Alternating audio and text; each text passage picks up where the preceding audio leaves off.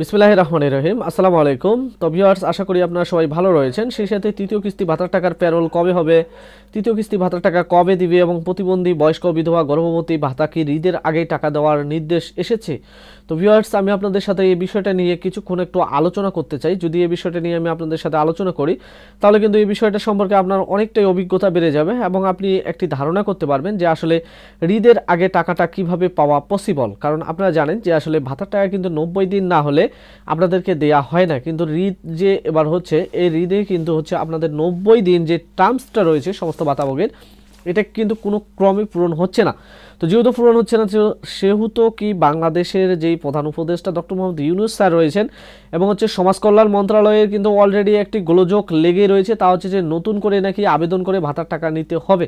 তো এই বিষয়গুলো সম্পর্কে বিস্তারিত জানতে গেলে যারা এখন পর্যন্ত আমার চ্যানেলটি সাবস্ক্রাইব করেনি তারা সাবস্ক্রাইব করে পাশে থাকা বেল আইকনটি বাজিয়ে রাখুন। এবং সেই সাথে আমি আপনাদেরকে বলবো যে যারা আসলে সাবস্ক্রাইব করেছেন তাদেরকে অসংখ্য ধন্যবাদ।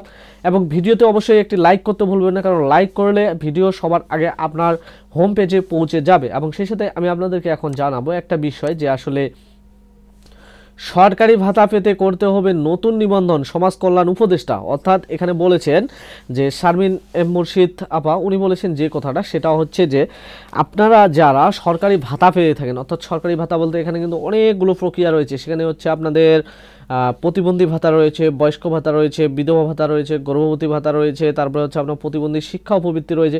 তো এরকম ধরনের বিভিন্ন প্রকার কিন্তু ভাতার টাকা দিয়ে থাকে। এটা কে দিয়ে থাকে? সমাজ কল্যাণ মন্ত্রণালয় থেকে টাকাগুলো দেওয়া হয়। তো সমাজ কল্যাণ মন্ত্রণালয় থেকে যখন দেওয়া হয়, সমাজ কল্যাণ মন্ত্রণালয়ের বাংলাদেশের সবচেয়ে পাওয়ারফুল ব্যক্তি ইনি, এই ভদ্র মহিলা এস মুর্শিদ। তো উনি শারমিন এস মুর্শিদ।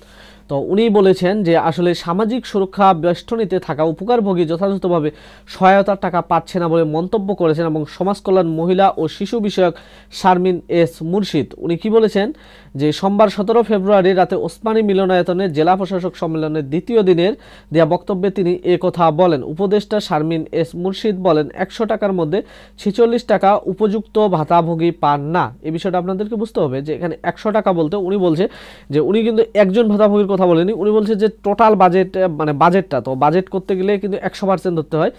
তো ওনারা যে বাজেটটা করতেছে যদি 100 কোটি টাকা করে, তো 100 কোটির মধ্যে মনে করেন যে হচ্ছে 46 টাকা, অর্থাৎ প্রায় মনে করেন যে হচ্ছে আপনাদের 54%, 46 তো 56%, প্রায় হচ্ছে 56% মনে করেন যে হচ্ছে আপনাদের লিগাল ভাতাভোগী রয়েছে এবং 46% হচ্ছে যে আপনাদের ইলিগ্যাল ভাতাভোগী রয়েছে, যারা মনে করেন যে হচ্ছে তাদের কোনো সমস্যা নাই বা ইয়া নেই। এগুলো নিয়ে কিন্তু আপনারা বারবার দেখেন যে আসলে টিভির মধ্যে আপনাদেরকে দেখায় যে কোথায় কোথায় এই বিষয়গুলো হয়, প্রতিবন্ধী না হয়েও কিন্তু ওনারা ভাতার টাকা পাচ্ছেন। এই অবস্থায় ভাতা দেওয়ার জন্য অনলাইন পদ্ধতি করা হবে আর ভাতা পেতে নতুন করে নিবন্ধন করতে হবে।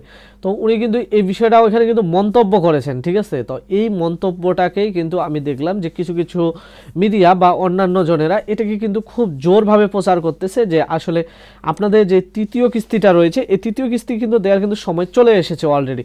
তো এই তৃতীয় কিস্তিটা হয়তো বা আপনাদের ভাতাটা বন্ধ করা হবে, বন্ধ করে আগে আবেদন নেওয়া হবে, তারপরে বোধহয় আপনাদেরকে টাকাটা দেওয়া হবে। আসলে এমনটা কিন্তু নয়। আমি আপনাদেরকে বললাম কেন এমনটা নয়, যে যদিও উনি এই মন্তব্যটা করেছেন, এটা বাস্তবায়ন করবে কখন? এগুলো কিন্তু বাস্তবায়নের একটা সময় থাকে। এই বাস্তবায়নটা হবে আপনাদের হচ্ছে 25-26 যে অর্থ বছরটা রয়েছে, অর্থাৎ আপনাদের তৃতীয় কিস্তি এবং চতুর্থ কিস্তি, এগুলো কিন্তু আপনারা পেয়ে যাবেন। কেন পেয়ে যাবেন?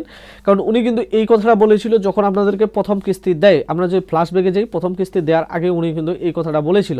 তো তখন এই কথাটা বলার পরে উনি কিন্তু সাইন করে দিয়েছিল। তো উনি যখন সাইন করে দিয়েছে, তার মানে আপনাদের 4টি কিস্তির টাকা সমাজ কল্যাণ মন্ত্রণালয়ের কাছে গিয়ে তাদের অ্যাকাউন্টে রয়ে গেছে। কিন্তু এখন তারা কি কাজ করবে? এটাকে হচ্ছে যে সিস্টেমে আপনাদেরকে দিবে 4টি কিস্তির মাধ্যমে। তো যেহেতু 2টি কিস্তি দেওয়া হয়ে গেছে আর 2টি কিস্তি দেওয়া বাকি রয়েছে, এখন এখানে যারা দুষ্কৃতিকারী রয়েছে তারাও কিন্তু তৃতীয় কিস্তিতে টাকা পাচ্ছে। তবে আমরা যেটা চাই বা আপনি যেটা চান সেটা হচ্ছে যে কোনো দুষ্কৃতি বা হচ্ছে ভুয়া ভাতাভোগী যেন ভাতার টাকা না পায়। তো তার কারণে আমাদেরকে কী কাজ করতে হবে? এখন থেকে আমাদেরকে প্রস্তুতি নিতে হবে, সামনে যখন আমাদের এই অনলাইন আবেদনটা শুরু হবে, যেহেতু উনি বলেছে এটা কিন্তু হবে, তো যেহেতু ওনার কথা মনে করেন যে একটা দামি কথা, তো সেই হিসেবে এটা কিন্তু করবে। তো আপনি যদি একজন সঠিক ভাতাভোগী হয়ে থাকেন কিন্তু আপনার কাছে কোনো প্রকার কাগজপত্র যদি দুর্বল থেকে থাকে, তাহলে আপনি অলরেডি সেগুলোকে কিন্তু যোগান দিবেন। কারণ আপনারা জানেন যে এর আগে কিন্তু হচ্ছে লাইভ ভেরিফিকেশন চলতো, এবার কিন্তু লাইভ ভেরিফিকেশনের বদলে হচ্ছে আপনাদেরকে সরাসরি আবার নতুন করে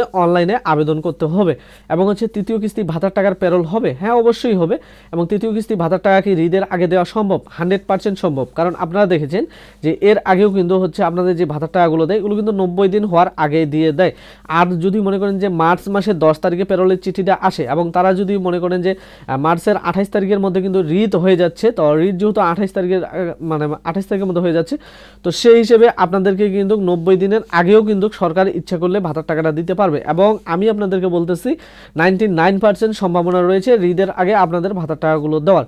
এবং হচ্ছে সেই সাথে দেওয়া হবে প্রতিবন্ধী, বয়স্ক, বিধবা, গর্ভবতী ভাতা। এটা না বললে তখন কিন্তু আবার বলবেন যে আপনি কোন ভাতার কথা বললেন। তো আপনারা তাহলে বুঝতে পারছেন যে আসলে আপনারা গুজবে কান না দিয়ে আপনারা চুপচাপ থাকুন, যে আসলে আপনারা সুস্থ মাফিকভাবে কিন্তু তৃতীয় কিস্তির টাকাটা পেয়ে যাবেন। আর যেটা আবেদন করার কথা বলছি, এটা আমি যতটুকু ধারণা করি যে এটা 25-26 অর্থ বছরের যেই মনে করেন যে কিস্তিটা দেওয়া হবে প্রথমটা, তার আগে এই আবেদনটা নিয়ে সম্পূর্ণ যাচাই বাছাই করে আপনাদেরকে টাকাগুলো দেওয়া হবে। যার কারণে আমি আপনাদেরকে বারবার বলি আমার চ্যানেলটি সাবস্ক্রাইব করে রাখতে। যদি সাবস্ক্রাইব করে রাখেন তাহলে এরকম যারা আপনাদেরকে পেশানিমূলক নিউজ দেয় আমি সেগুলোর কিন্তু হচ্ছে রিয়েক্ট নিই, যে আসলে সেই নিউজগুলো কিন্তু হচ্ছে যে ফ্যাক অনেকজনই তৈরি করে, না বুঝে তৈরি করে। এবং হচ্ছে আমি আপনাদেরকে জানিয়ে দিব যে আসলে কবে নাগাদ আপনাদেরকে নতুন করে আবার অনলাইনে আবেদন করে ভাতার টাকা নিতে হবে। তো এতক্ষণ ভিডিওর সাথে থাকার জন্য সবাইকে ধন্যবাদ।